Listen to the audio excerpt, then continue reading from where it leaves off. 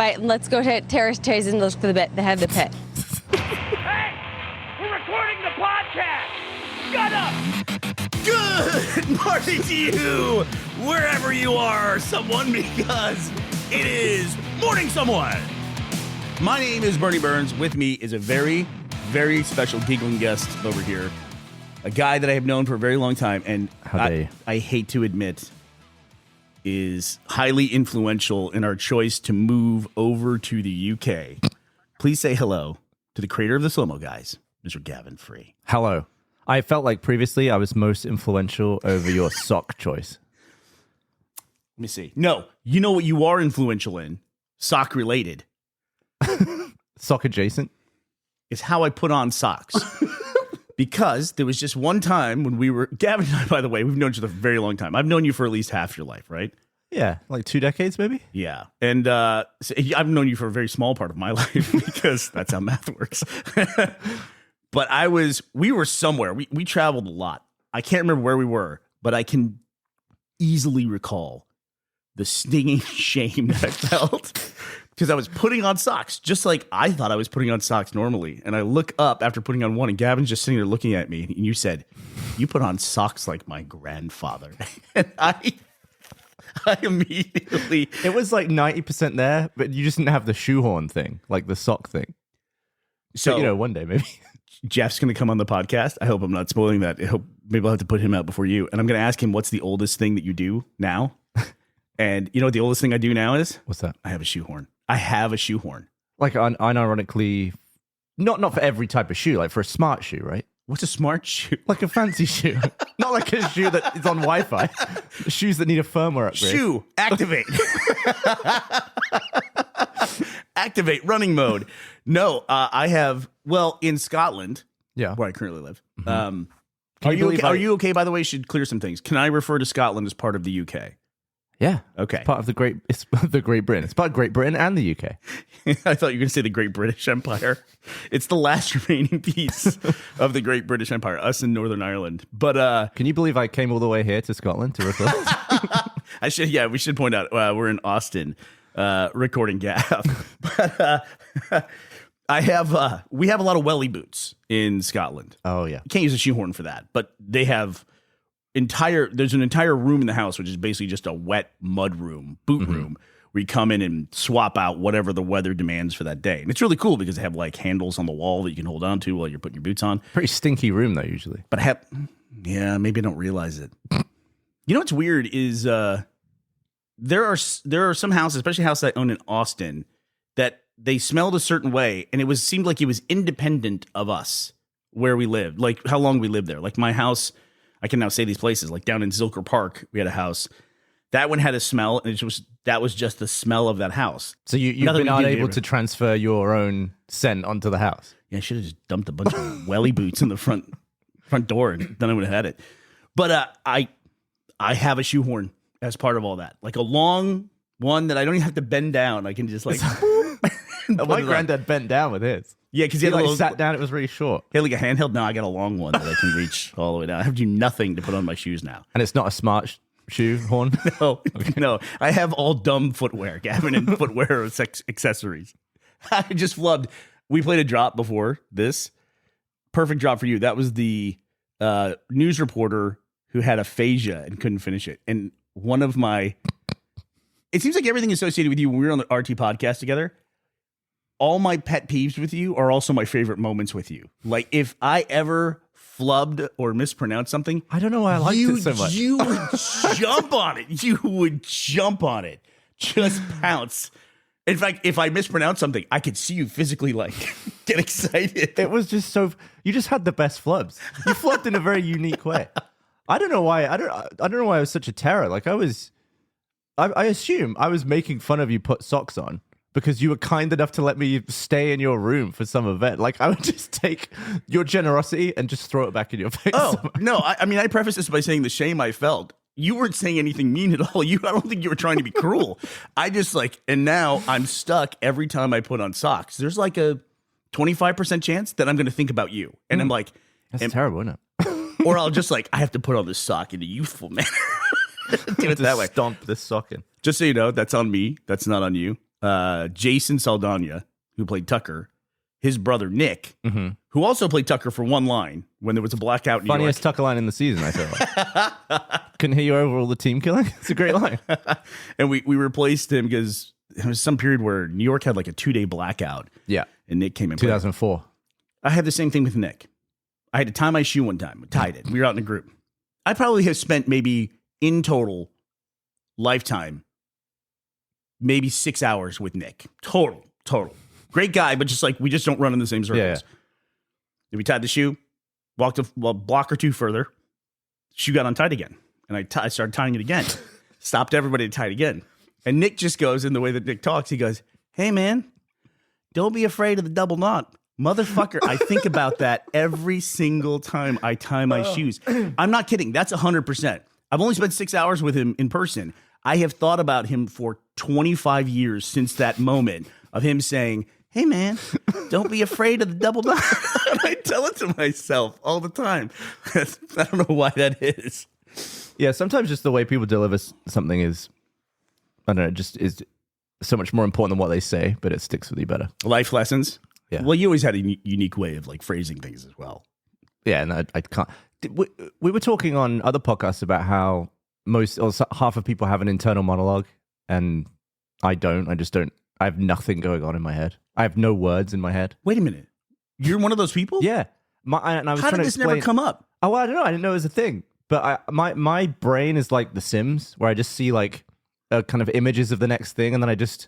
But I don't. I'm not like, oh, that was a pretty good double knot I did on my shoes. Now I'm gonna get a drink. You know, it doesn't. There's no sentencing, which I think is why I struggle to explain anything, because I'm constantly translating from like an image. But Yeah. on the fly, I'm not really thinking about the words that are coming out. That makes so many things in my life with you make so much more sense in an instant. It's like so many things are flooding back. Because, pause for a second, little tangent. I said at the beginning that Gavin is the creator of the slow-mo guys. If for some reason you're not familiar with what that is, it's an enormously popular YouTube channel. How many subs today? Do you know off the top of your head? 15? 15 million. You leave off the million. 15 million subs. Just enormous videos. Like he'll put out a video every few months that's bigger than any video that we ever put out on YouTube on Rooster Teeth. It's crazy how big those videos are. You have probably seen these days, but a slow-mo guys video, even if you're not aware of the brand. And the amazing thing to me about that is I understand a bit about cinematography. And that bit helps me realize all the stuff I don't understand. You are like a savant to me when it comes to cinematography, because it's just basically like a spectrum or a matrix where you have the speed of the film, the speed of the shutter, and the exposure of the light, essentially. And if you go faster, which makes the slow-mo, there we go. I didn't say anything. If you go with a faster film speed, then you're exposing more frames, which you need tons more light. But you will shoot things that go from real time, 24 frames, 30 frames a second, whatever you shoot at these days, to what's the highest frame rate you've ever shot in? Well, some of the stuff is crazy. Like, what's like a huge explosion? Like, I was thinking about the building you blew up for that. That was probably only 2,000, but I'm typically at like 80,000 these days. 80,000 frames per second, up from 30. So just the mathematics on how much more light you would need between those two different frame rates, I've never heard of or seen you miss a shot, like overexposed or underexposed. I'm sure it's happened, but the number of times you get stuff right that is very clearly an impossible thing to reset up. You must have, and I'm worried I'm cursing you here or jinxing you, that you must have an incredible track record for that. I've gotten good at guessing, but I also just ask a lot of people, like especially if, like recently I went and filmed a rocket booster launch. As one does. Yeah, just like a rocket dipped on its side, pushing against concrete, not going anywhere. And it's really hard to ask someone like, hey, how bright is this going to be? Because they can't really put that into words. I was like, so compared to the sun, and I just asked like 8 people, and I just averaged their response, and then I was like, okay, yeah. And then I just put 2 extra stops on it. What if you miss a shot? Because I'm sure it's happened. Is it more likely that whatever the experiment was, like splitting a bullet in half, it just didn't split evenly, or it's out of frame, or it's an exposure thing? What's your Achilles heel for those kinds of things? Focus, probably. Because Focus, typically, to get the most light, I'm at like f2, which is very shallow in terms of depth. So if it's a repeatable thing, I'll just keep reshooting it until And it's just got to happen like within a certain little tiny distance. Yeah. Yeah, that's crazy because I would assume it would be exposure. Like you would have a huge explosion and like, shit, it's too dim or it's completely blown out or something like that. If it's a one-off event, I just favor underexposing. And if this I overexpose, like if the pixel value is 255, this is fascinating stuff. Listen, I love it's it. Gone. You always act like this isn't fascinating, but some of the videos that people go so deep on are like when you'll take a TV and show how a cathode ray tube used to, project an image on an old TV, old tube TV. Old tech is so much cooler to film. Like the way old stuff works is so much more interesting than computer stuff. Yeah. And it's also too, Gavin is like knowing Jekyll and Hyde, You're either going to get super smart analytical Gavin, or most of the time you get, I don't know what you would call it, just moron antics Gavin. Like your podcast that you guys just did a whole huge promotion around waxing your buttholes. Yeah, I mean, well, that's what people, I feel like on the internet have been trying to figure out for 10 years is like, which one is me? The like, slow-mo one or the guy who's getting his anus waxed? It's both. I just have I have appreciation for both. Can you seamlessly go between both personas? Yeah, I don't really see that. They just blend together in my head. So it's not like the Hulk. Yeah. I'm always... That line never made sense. That's my secret. I'm always getting my anus waxed. My favorite videos that you do are always anything that's related to fire. But this was all to explain one thing. Going back to you not having an internal dialogue. Over the years, you have told me things, and there's one that stands out, kind of like you put on socks like an old grandfather. Yeah. You told me one time the way, because I just said, how does your brain work for cinematography? Because you must be a savant at this. You must just have a natural aptitude. Because I've spent time trying to study this, and I can't get nearly as adept at it as you just seem to be naturally. And you one time, not related to these conversations, told me, like, when you're just at the lake and you throw a rock in the water and you'll close your eyes when the splash happens just so you can save it. And I said, what? What are you, like, you talked about your own brain and eyes as though they're a camera. Yeah. Like you shut your eyes, and because you shut your eyes at that moment, that's the moment you save in your head. Yeah, you just get like a little freeze frame that vanishes instantly, but you can see it slightly longer. I used to do it with like throwing a spoon into the sink and it hitting a bowl of water. I'd just be like, little snapshot. I did that when I was a kid, but I don't really know why. And do you use that, whatever that is now for? Yeah, I've done that before. If like trying to see what stuff would look like it's easier now with an iPhone because you can do a little slow-mo on it. But yeah, I used to use that. Dude, I'm so old now. I use an iPhone as a magnifying glass. I take a photo and then like zoom in. It's so embarrassing. So embarrassing. But you feel free to use that. And yeah, I feel like I much prefer filming things happen as opposed to people. Like I remember when I was doing Red versus Blue, I really struggled at first to get the hang of like not crossing the axis and having the geography of a scene make sense, because that's the kind of stuff I'd never done. Even though I was in the film industry, usually my role was point the camera at the fast thing that's going to happen, and there wasn't really any narrative to it. So when I was having to like block out back and forth between characters, that took me, I don't know, it took me like a couple of episodes to not have everyone like crossing the line and you couldn't figure out where anyone was in relation to anyone else. It's just different than what you were used to. Yeah, but that in itself was like a skill that even though I'm in that industry, I just didn't have. And you started, like, you had a whole career in movie production before you came to work for Rashid. Should point out, by the way, you were the first person to ever direct a season of Red versus Blue besides me and Matt, because Matt did season 2. Yeah, but you were the first outside person to come in and direct a season. How old were you when you did that? 21. 21. Huge mistake for both of us. I try my best. But that's what got me going, or looking back, when I decided I wanted to change countries. You and I went through the whole process of trying to qualify you for a visa. That took 7 or 8 months once we got started on the paperwork. But do you still tell the story of Slow-Mo Guys? Is a thing you started in order to? Yeah, the only reason I started. Yeah. I'm always careful about that because like people's origin stories, don't want to speak for anybody else. Yeah, I've always been open about that. Yeah, but started Slow-Mo Guys, which became this huge juggernaut of a YouTube channel. He started it in order to basically get news articles written about you so that you would qualify as being an artist of exceptional value. Yeah.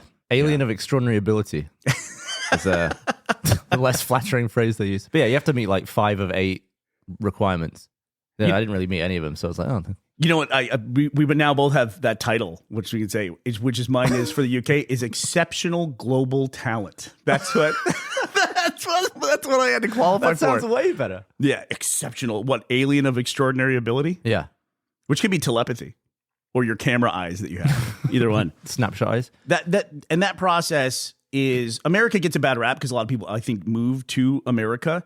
It's hard everywhere. And I was doing that process during Brexit, like between the vote and when Brexit actually happened.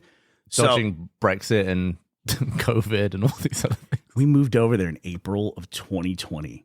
April of 2020. There was Brexit, then supply chain, COVID. It was like this. And that was before people really knew how it was getting around. So I assume you're like all gloved and hazmated up, basically.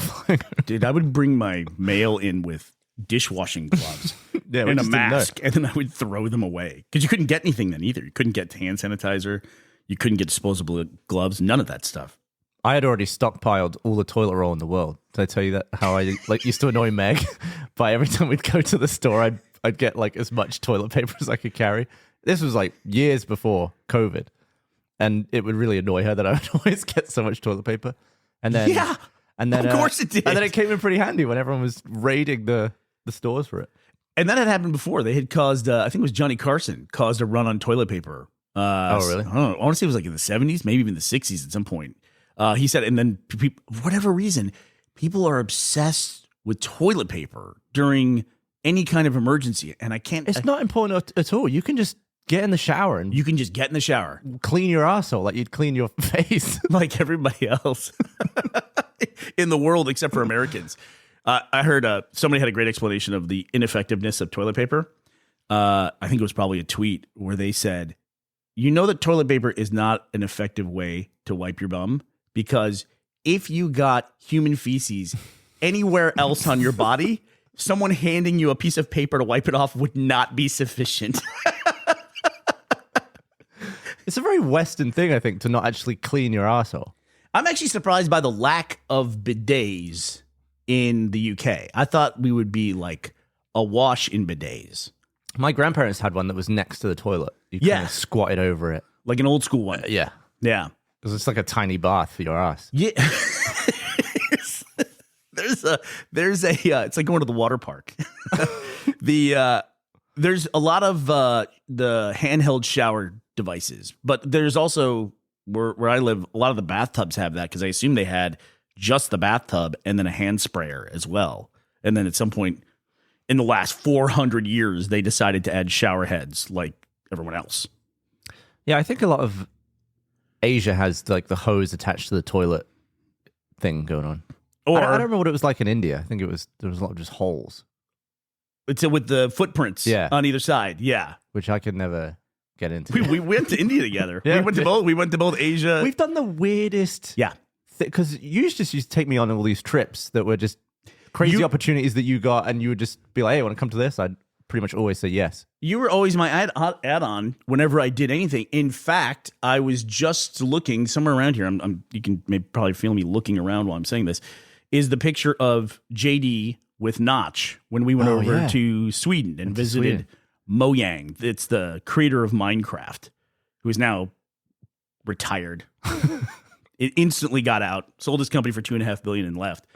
But I have to say too, you were enormously influential, Gavin, in preparing me for just the utter wackiness of living in the UK, because that country, culturally amazing. I love it. I adore living there. So much of that country and that society is held together by the phrase, yeah, well, but that's different. Because I go there and everything's metric, except miles on the road aren't metric, and your car is not measured in kilometers per hour, it's miles per hour, and you point that out and people go, well, yeah, but that's different. I feel like I've used that exact phrase on early RT podcasts a lot. And you just be like, what do you mean? What? What are you talking about? Everything's a standard except for the things that aren't. And I think it's just a way that people who were born in the UK and have grown up that way. And Scotland, I think, is even like a distilled version of that. No pun intended, where it's like, boy, I will never be a local where I live. My kids might have a shot at it, but I will never be a local where I live. Ever, ever, ever. And I'm okay with that. I'm okay. It's fun to be an immigrant. I've been here so long now that I don't really I go back to England and so much has changed and there's different people on TV that I don't know a ton about this place. I just don't feel like I'm from anywhere anymore. It's weird. I'm in between. I get that. I get what you're saying because I think I'm on that path to feeling that way. But I was here for a very long time. But I come back here and I'm just like, what is with these roads? Like, what's going on? Or like, there's billboards everywhere. I'm like, this feels so strange to me. Or here where there's a 4-way stop and you'll have a red light and then no one will be going because there's no traffic coming. Roundabout would be pretty good at that situation. Okay, like we could go deep in the weeds here with the UK. Roundabouts are also okay because it's not entirely clear always, unless you know that roundabout, which direction you're supposed to go. Like when you get to the roundabout, they don't. God damn it! Clockwise or anti-clockwise? Oh, I went the wrong way through a roundabout my first week. I did it in Aberdeen, Scotland. I went the wrong Did you just way. Handbrake turn? That was the scariest thing in the world. Some truck driver was like fucking shaking his fist, like full on yelling. And I was like, oh my God. So embarrassing. But they don't put when you get to an intersection in the US, there's usually a sign that says which lanes turn which direction. Yeah. In the UK, at least where I'm in the rural UK, Scotland, they put that on the ground. Mm-hmm. Which is fantastic until there's cars stopped at the roundabout that covered all that stuff. And then you're like, and then as that car moves, you're like, oh shit, I'm in the lane of the roundabout that's supposed to turn left. Why isn't there a camera on the underside of cars to read the road? And tell me? Yeah. Why are they just driving themselves at this point? But I was shocked I was going down to London. I've always wanted to talk to Gus about this.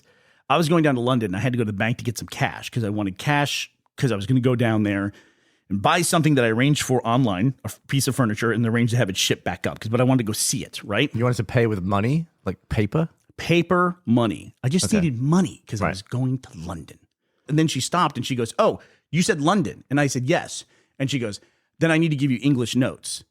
And I said, ha ha. And she goes, no, really. She goes, they won't take Scottish notes in England. But we take English notes up here. What the fuck is that? I think you can pay with Scottish notes. It's just, I think it just confuses a lot of people. Also, they've never seen it. Scotland's fucking weird, dude. They're fucking Scotland weird. doesn't want to be a part of the UK, so maybe that's why. There is off the northwest coast, and I want you to try to explain this to me. Off the northwest coast of Scotland, there's many islands. There is, in particular, the Isle of Harris and the Isle of Lewis. Okay? Right. When I say that, how many islands did I name? 2. Would you be surprised if it's one island and the people in the south part call it one name, the Isle of Harris, contested island, and the people in the north call it the Isle of Lewis? Have you never heard of this? No. And I've looked at it, I go, isn't this just one landmass? And like, yeah. And I'm like, well, why are they 2 different islands? Like, well, that's the Isle of Harris and that's the Isle of Lewis. And I said, what's the difference between them? Like, what separates when you walk from one to the other? And he goes, oh, there's a bridge. So is it actually 2?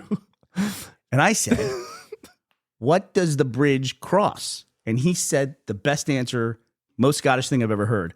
I said, what does the bridge go over? And he goes, well, the difference, I suppose. That's it. It's just one island that's got a bridge in the middle of it. I have to go to this place and figure it out. So you're saying you crossed the alphabet. It doesn't make any sense. You crossed the border that somebody made up about 1,000 years ago when we couldn't walk across the entire island in a lifetime. So, Gav, closing thoughts here. What would you say? How do you feel as someone who has now spent 10 years living in the U.S.? Is that right? 12. 12 years in the U.S. Do you see yourself living in the U.S. for the rest of your life? I don't know. I feel like I could go back and be happy, and I don't know. I haven't really made that decision. I'm not one for long-term plans, I don't think. Yeah. I find that if I try and control an outcome that's too far away, I get really frustrated when it's not happening, and I just bring it in a little closer. How does that work for somebody with no internal monologue? How do you work that out? Is it literally just a timeline in your head? Just think of it. There's no words. So how would you describe as someone who doesn't have that? I got to come back to this before we leave. How would you describe what you think other people have in their heads if you don't have the internal monologue? It sounds loud. How do you organize it all? I feel like I'm looking at raw data, but everyone else is looking at text. I feel like it's like Schrodinger's cat. If I try to think about how I'm thinking, it goes away. Like I can't do the thing where I shut my eyes and take a snapshot of it. It's like when I try to analyze how my brain is. Shut your eyes now. What do you see? I'm very tired. Don't have me close my eyes. I'll fall asleep right here, right now. All right. Well, Gavin, I want to say from both Ashley and I, thank you so much for being an influence. Thanks for having me. Having us consider moving from our home in Austin to one of the weirdest countries in the world. And we're having a ball there, and we absolutely adore it every day. And you have to come visit. You have no excuse to not come visit. I will come visit because it turns out when we do podcasts, it's pretty fun. It is fun. All right. Well, good talking to you, Gavin. I love you. That does it for us today. We will be back to talk to you tomorrow. We hope you'll be here as well. Bye, everybody.